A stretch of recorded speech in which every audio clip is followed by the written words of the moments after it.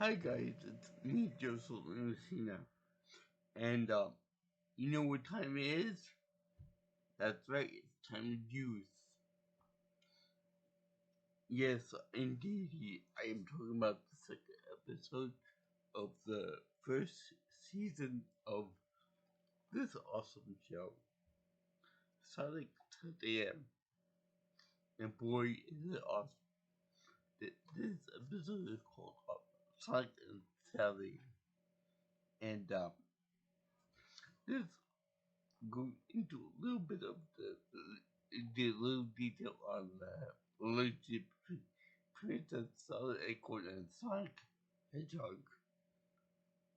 Yeah, they actually made that mistake in the show. It's called Sonic the Hedgehog. But that's at the end. Anyway, this is very awesome because it shows a good weird situation about what would happen if the princess were taken hostage by Robotnik and made into a doppelganger of a robot of herself.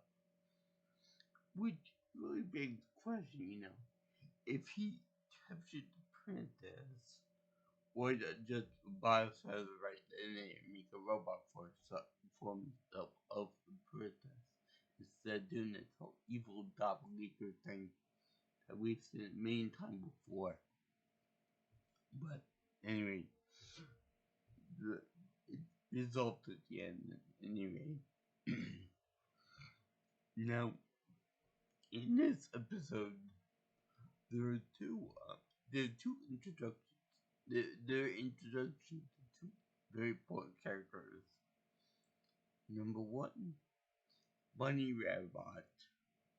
She is half robot and half flesh and blood bunny with a really adorable southern accent. Now he is in the comics he was taken in by Sonic after being hacked for biocides himself. Now that begs the question too, what was she called before before she became a half robot? Because very much the implication of the name is that she got it from after she became a half robot. But anyway, Bunny Rabbit is really good because her left arm, her left arm, and both of her legs are metallic. The robot parts. Now, I like this episode because it shows that she's actually really useful and adept at using the robot parts of her body as you know, super strength, meaning all that stuff to some Robotnik forces. But now, in this cartoon episode, they refer to Robotnik as Robotnik. Now, there was a debate for a long time as to which one that guy would call Dr. Eggman or Dr. Robotnik. This show goes with Robotnik. Now, I always thought that Robotnik was more of a menacing type name for the bad guy. Even though it's like a derived from a Slavic word, I believe, that means slave. I didn't know it got better than Eggman because Eggman is a joke and nickname that Sonic gave to Robotnik. I think that they make reference to that in the Sonic Adventure when Robotnik is being yelled at by Sonic, and they make reference to that in the game. So to go by both things, but this is more menacing. I think when I do the Adventures song that has her, I think I might put him as a man because that's more silly and he's much more comedic and fat to in there. Anyway, um,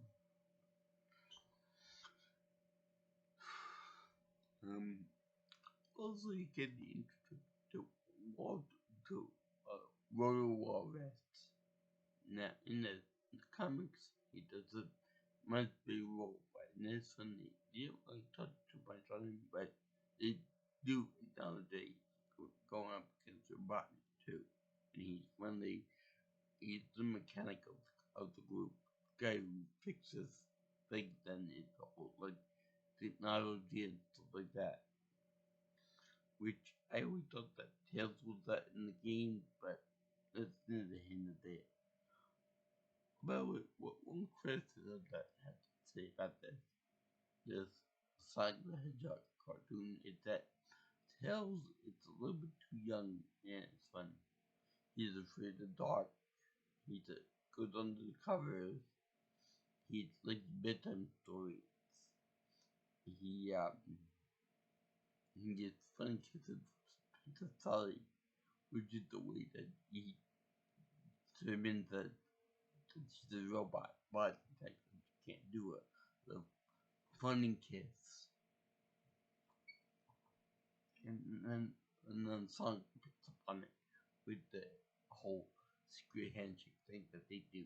You know, the little cute little thing that they do. You know, there are two things that I noticed in this cartoon, and it's in particular that I was related. Sonic has like a weird mile eye. He has like a weird shaped eye that it's one big eye, but then it has two pupils, and it narrows toward the nose area, you know, where the eyebrows are. Every other character in this show in the games and comics and whatever expanded media that you can think of has two eyes. I find that weird and kind of disturbing. You know, I saw in covers the ones on his Sonic the Hedgehog comic book rant. Another thing I noticed about him is that Sonic and Tails have shoes of opposite colors. You know, Sonic has the classic red shoes with the white stripe, whereas Tails has a white sneaker with a red stripe on it. I don't know if they carry that over to other media, but it's just something I noticed. Also, it shows that the rings, the power rings given to the Sonic, this case, hypersonic speed, the the originally they originate in like a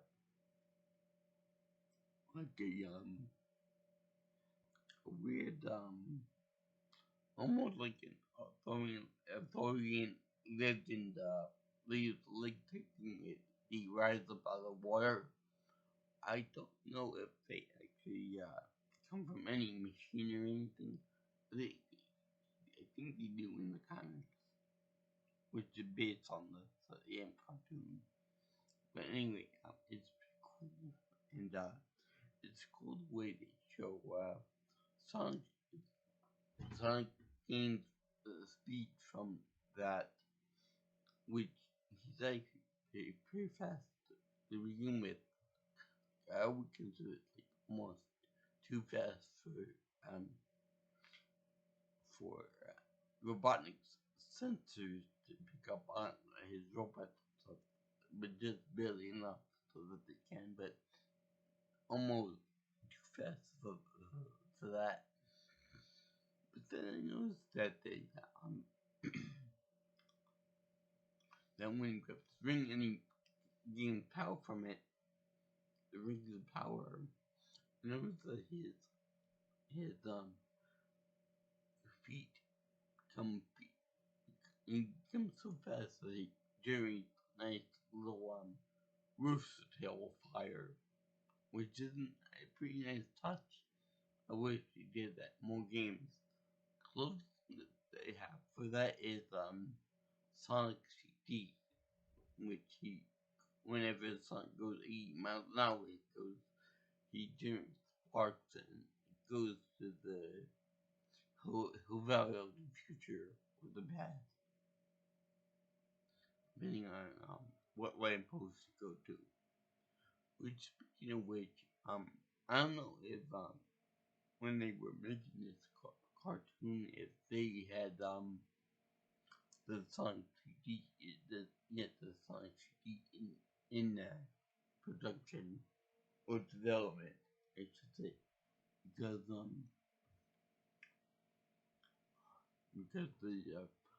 development, the when he just generate that flame the flame speed and all that, it would be nice to be able to see the super figure eight pillow move. And I just pictured that, I just tried it. It's called the figure eight super peel up. I think it was called. Anyway, it would have been cool to have that in there. But we can't have everything, can we? Also, another thing that's from the games, I think it was in Sonic 2, I believe, was the concept of Mega Monk, which Bunny Rabbit helps Sonic caught up with the tongue after knocking the robot Sally out. But Mega Monk is like a ultra dense, pretty much toxic super glue that Button occasionally applies to getting rid of the hedgehog. You would think that he would use that more often because it was somewhat successful getting rid of the hedgehog, or encased in a minute or something like that. But the douse him with that stuff, but oh man, that was in the Sonic the Hedgehog OVA, which I have fixed to YouTube. Yeah, that's when you use the Mega Buck. Again, I don't think it's in connection at all with this cartoon though, but still it's pretty good that they include it for the games. I'm gonna say Sonic's Bimble, but you could comment on that in Infinite Land. Anyway, in the comic series, they they have more of a in-depth like characters to Bunny Rabbit and Roger Walrus, which is actually kind of funny because they go inside of I think Roger and they gotta battle some virus that Robotnik gave him with his antibodies. And of course it's an ant version of Roger.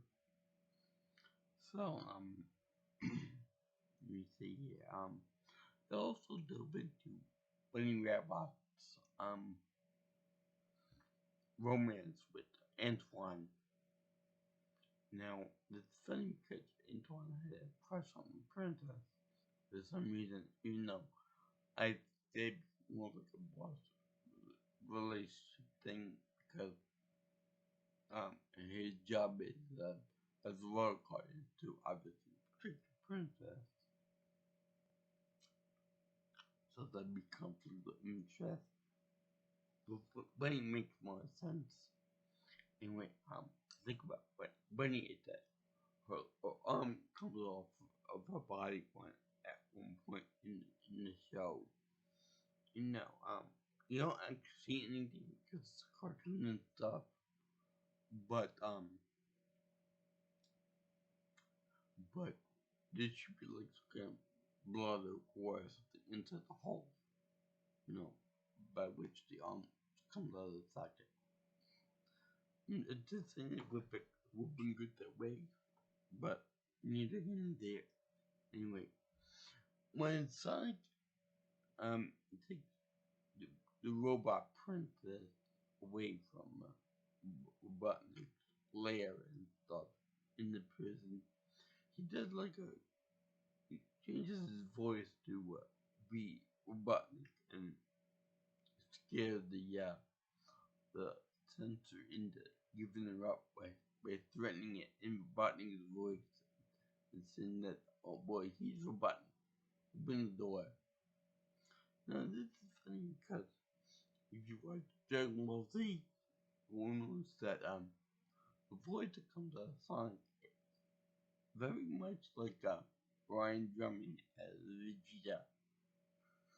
Now I don't think this is done intentionally or accidentally, but I can just imagine the little white, Urkel, talking into a cup and something like it was like what's the name, Jim Cummings as Robot, but he didn't want to exactly like him, so they told him to do it like approximately. Anyway,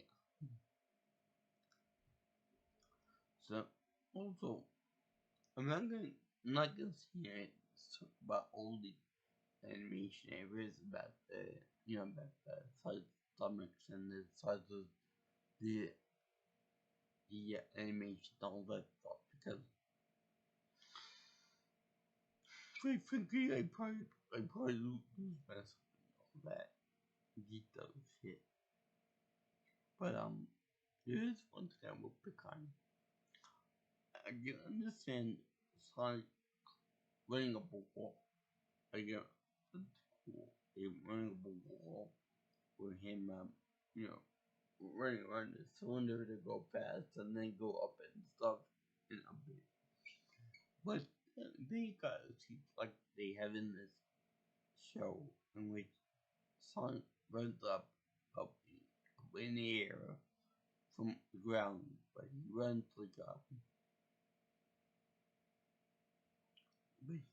like in midair and gains air altitude that way. But that does not compute. Even if you did have a problem, you need to have a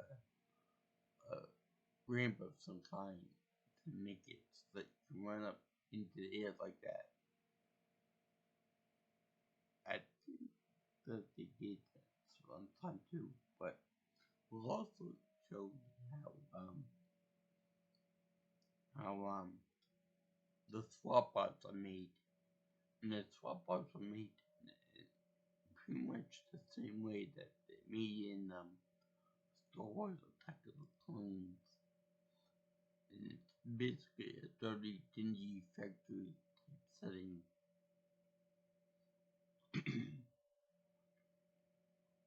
And I like the robot effects on Robot Solid, which they do like high beams and low beams, like laser eyes and stuff. Do like X-ray vision things, but you would think that Tails wouldn't be the one that would see that type of thing. You think that some kind of sentry or guard or something on the freedom fighters I would see, Sully over here, and then blow some X-ray eyes out of her eye sockets, and that's no good. That's not cool. But besides that, yeah, the episode's awesome. It's pretty damn good, and yeah, I just love it. I just love the way Intel picks up on the Sully is not really Sully, and then Sonic picks up on it, and you know that well, first they do that thing where the kid doesn't really know what he's talking about until the main hero finds out about it. Then, like, kid 3, a along that trope. But I mean, it's a pretty fun episode. They do the environmentalism thing here too. So do the while Robotnik is about to roboticize the real Sonic coin, they do a switcheroo with grenades and destructions and a smoke grenade, and they have a knocked out robot Sonic. Kind of hard to just kind of hard to describe it, but the roboticize they use the roboticizer on the robot already, and she looks like she has a fish head worse than mine. And then the robot ends up going nuts and so up and everything with it's like pew pew pew. Now I just thought of a good question. And it pertains to something that I took in the Mega Box before Bunny Robot rescued him in the Princess Sally robot. Now I know that he's trapped in the Mega Box, but you know, Sonic's movement, his supersonic movement, isn't only limited to his brain. He can also move left and right real fast and up and down real fast. So um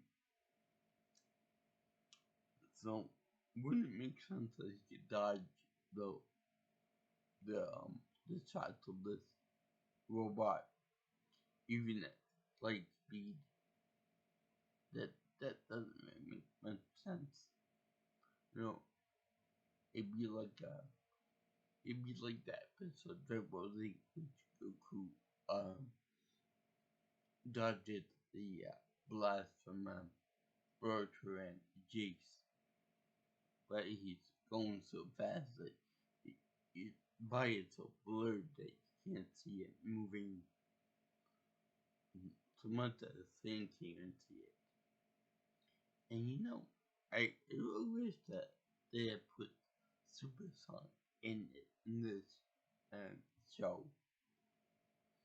Maybe we would have to wait for season 3. Oh yeah, that's right. He didn't do season 3 because it was canceled. Like a bunch of assholes. They gave us some good, and then took it right away from us. Anyway, that was Sonic and Sally. Great episode. Great episode. Showed the budding relationship between Sonic and Sally. And it was very good because they showed a nice little tease at the end, which Sonic says that's not well Sally. After she gives him a nice kiss on the cheek or something like that. So let's do it to it, and it's an awesome show.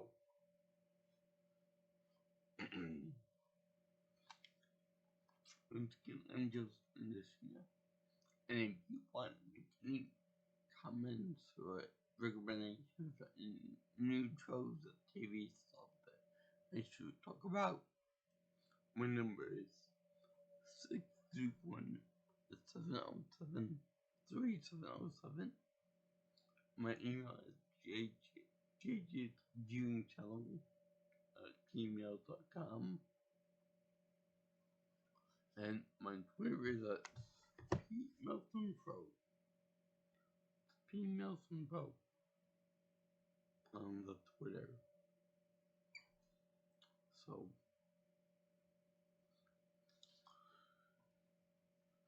so bye bye people in internet land. Thanks for watching.